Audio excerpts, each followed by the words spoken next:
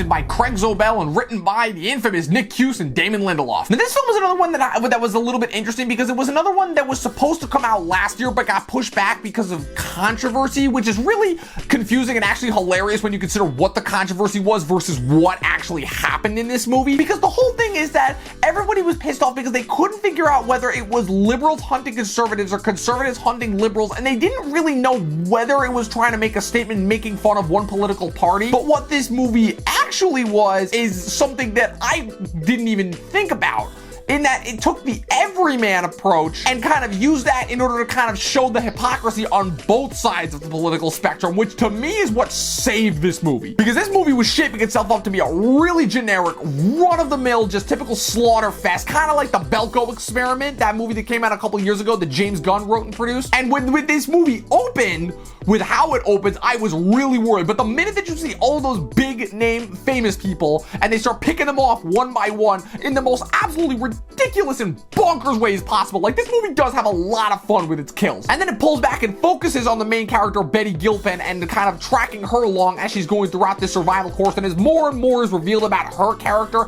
and the forces that are hunting her, it just gets more and more bonkers and more ridiculous until the audience slowly realizes that they've kind of been pranked by the movie, just like the people within the movie. The cast, for the most part, is great. It's a bunch of lesser, all of the big name actors that are in this, like I know Emma Roberts is in this, Ike Barinholtz is in this. They're all in the first couple minutes and they all get axed off really quickly until the rest of the people who are mostly character actors, like Ethan Suplee is in this, Usman Ali, the guy who played the Hook-Handed Man in the Lemony Snicket Show, he was in this. Reed Birney from House of Cards is in this. Macon Blair is in this. Like, it's a bunch of lesser known character actors. Glenn Howerton from It's Always Sunny is in this. But it's eventually revealed, obviously, in the big pullback, is that Hilary Swank is the main big bad. But once they reveal ultimately her goal and the reason for why she did this, and also, again, how that reveals another twist about Betty Gilpin's character, again, it's a movie where what saves it is that by the time the movie ends, you realize that there is no side that you're really rooting for. You just kind of want somebody to make it out, and the one who makes it out ends up being the one who deserves it the most, which is great. And the movie is ultimately making a statement just about the little man and how